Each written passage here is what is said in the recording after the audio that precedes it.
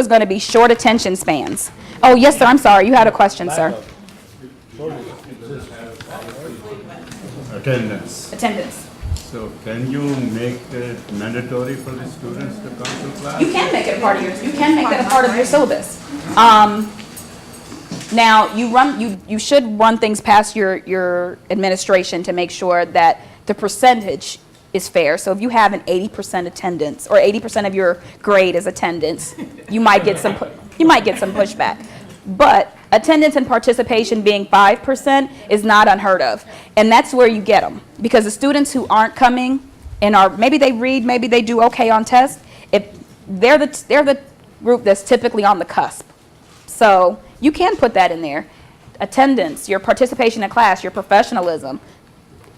In the School of Business, we are allowed, so I guess I shouldn't speak for every unit, but it's not unheard of, and actually it's probably not a bad idea, because again, they're concrete. Does this me coming, is this important? Or because if it's reading the book and taking the test, I will come when I take a test and I will read the book. That is not, you did not say that's a part of my grade. So it's not a bad idea. Yes, ma'am. I just want to share that in the law school, we have an attendance policy that goes across all classes. So you can make attendance a part of your participation grade if you want. But here's what will happen if you do not attend the certain percentage of classes. Mm-hmm. So there's a certain percentage that they could miss. What is our number, please? 15%. 15, about. So that means you have to be there for 85% of the time, all right? Now, if you decide you're going to miss your 15% because you need to get your hair done, because, you know, you want to go on a trip, whatever. We don't care what your explanation is. But when you get to 16%, this is what happens. Depending on the time it happens in the academic semester, you could get an F, an automatic F, and not be permitted to sit for the exam, and they know that. And see, I'm turning because they're both on the law school faculty, okay? And we get at the beginning of the year, of the semester, we get all the classes, number of classes total, percentage of that total that you must attend. When it is 1 over, you send the name of the student to Student Affairs, and Student Affairs takes care of it. No questions asked. And when it comes to the faculty, they try to appeal it. What happens when it comes to the faculty?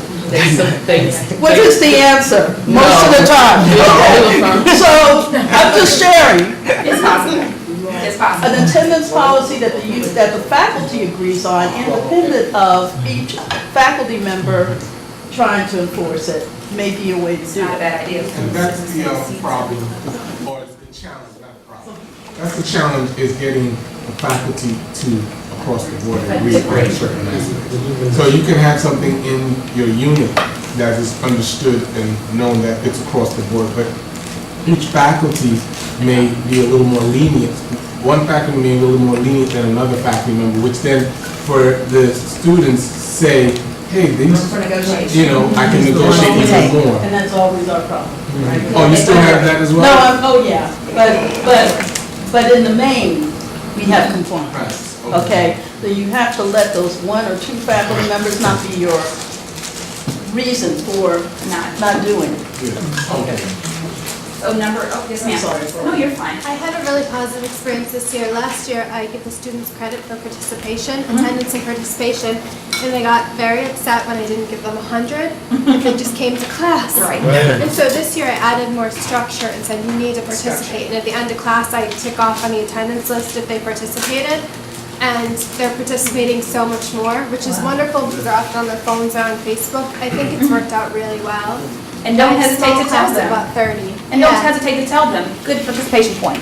Again, going back to things being concrete, when you engage them and let them know that this is a part of your learning process, this is actually a part of it, it becomes more realistic for them. Yes, ma'am, and then I'll come back to you. If one is indicating if it's an unexcused absent and you say that you have 3 absences, your grade is lowered by 1 letter, is that valid? You have to, I don't want to say for certain, you have to negotiate that with your administration. But again, it is easier, like Dean Dark said, when you have it agreed upon as a whole, because then the students will say, oh, I'm not going to take her class because she has this structure that everybody else doesn't have, and I don't think I can obtain it, or I can't agree to this. And it is a contract. Your syllabus and your rules are the contract that they agree to at the beginning of the semester. So, ma'am? And I think too, with the millennials, I find it useful, that concrete idea, is that we have a small enough environment at the law school where if you're not in class, I actually know you're not in class. Right. So when I see you in the hallway, I said, hi, you weren't in class today. I really missed you. What's going on? Is there a problem? Maybe you need to come see me about that. I need you. No, and they actually appreciate that. So millennials appreciate that you know their name, that they're not a number, that again, this is not abstract to you as a professor, that you know who they are and they are not just someone in the environment. Ma'am? I have the opposite problem, which is that students will say, well, I've been to class every day, as though that's sufficient. For everything, that should count for everything. I should have an A because I've been every day. So there's a marketing theory that the short of it says, in order to make your consumer value or highly value your product, you can't just meet expectations, you have to exceed it. And the same thing goes for students in the classroom, and that's something that we should really be working as a whole to make sure we impart upon our students. If you go to work, let's say, and you do your job, guess what you get? Your salary. You're not going to get accolades, you're not going to get awards, you're not going to get promoted. You know what you get? Your salary. So, coming to class is the minimum. That is a C. And that is your base. Yes, sir? Undergraduate, and we have a course in math methods, which undergraduate and graduate students do. That undergraduate student will not come to the class, They'll come at 4 o'clock in the evening, sleep through during the day, and he performed better than any of the graduate students we had.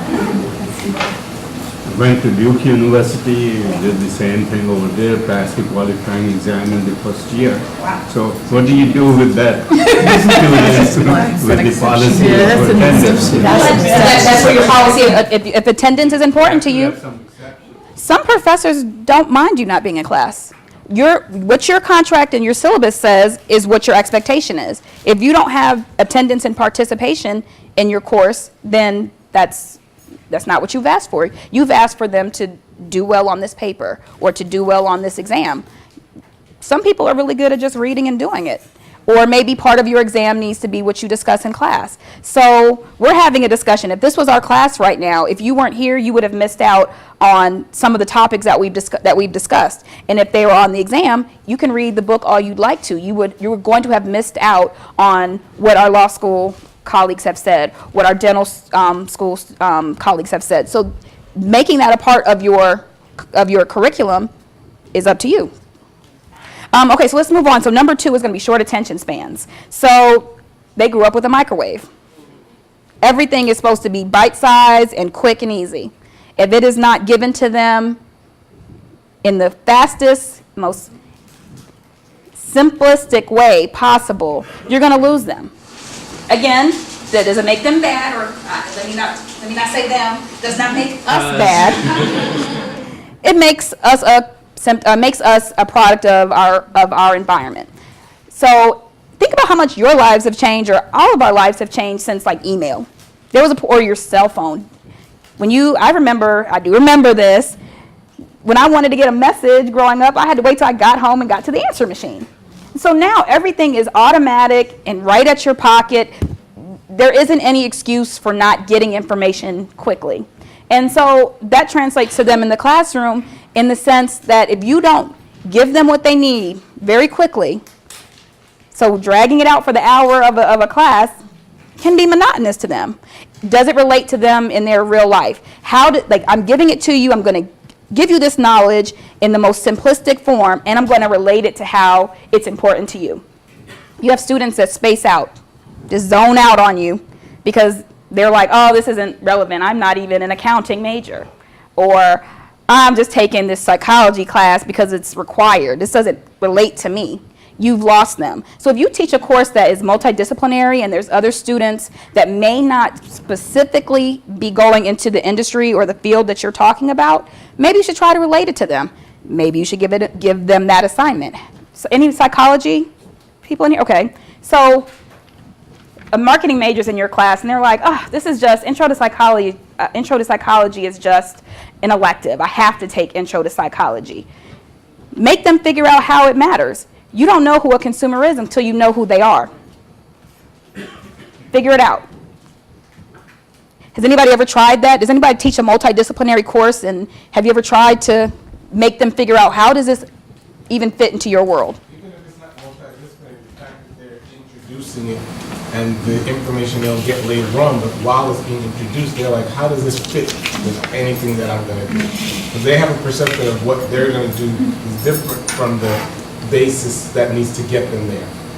They like to be sold, unfortunately. Like, you are kind of giving them this idea of this is why this is important. Even if it's not important to you and your future career, it is still relevant, and let me show you how it's relevant to your world. Yes, ma'am? What I had to do, I teach the students dental materials. And it's basically the biomechanics of the different dental materials.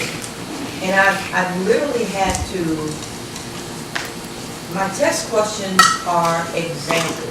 Right. I mean, like one of my test questions, it was a patient comes in the office. You put a resin restoration in their mouth. They go to the bar. Now this is what test question. They went to the bar and they had hot nachos and a cold martini. So then I had to say the patient was having some pain. And, tell me which, physical property of dental materials this pertained to. Okay, and it was, one of those thermodynamics, properties. They like that or they dislike that? They like that, I'm saying. And so when I teach the class, I literally had to dumb it all the way down to examples like the restoration, going to the bar, eating hot nachos, and drinking the cold martini. And I told them I had to put in there like the cold martini, with a dirty martini with 3 olives. I had to really break this thing What the composition was. And it's not that millennials aren't as smart, it's that they think differently. So when you went to the library to do research paper, you went through the stacks and you remember the Dewey Decimal System, and I don't even know if kids learn the Dewey Decimal System anymore. I might be antiquated. I don't think they do. So they have Google. And so the idea of reading 30 pages about the mechanics or the physical properties may seem antiquated to them when they're like, okay, you know what? I can Google that. But like, give me an example. Show me real life. And it's not that they're not capable of understanding the bigger picture. And they probably are more interested in knowing, I went to the bar last night and had nachos and a martini. This is real. Let me figure out what properties about this. Let me dig deeper into why something would happen. Why would they have pain? Because that is a real life. It becomes less, going back to the concrete, it's less abstract. Excuse me. Ma'am?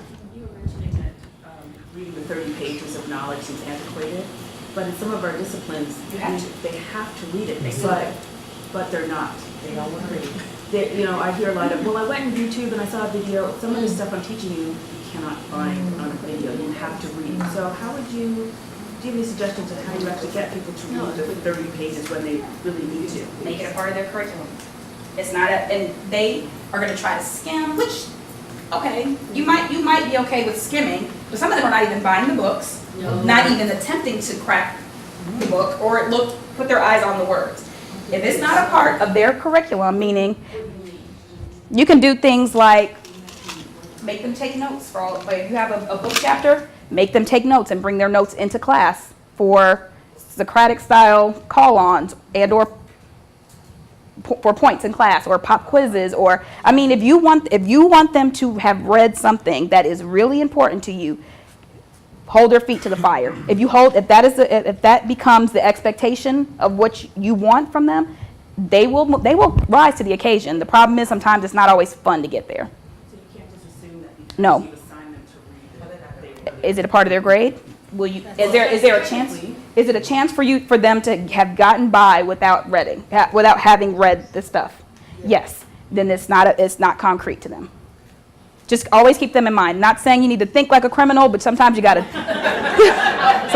think like a criminal. And to help with that, we use Twin, other people use Blackboard. I would tell them to do that. I say you post it on Twin. I don't even ever have to see it. Because at the end of the day, I have a record in the computer that whether or not you submitted it, and it's going in your grade. So, and then I can skim and see who didn't do it and come back to them.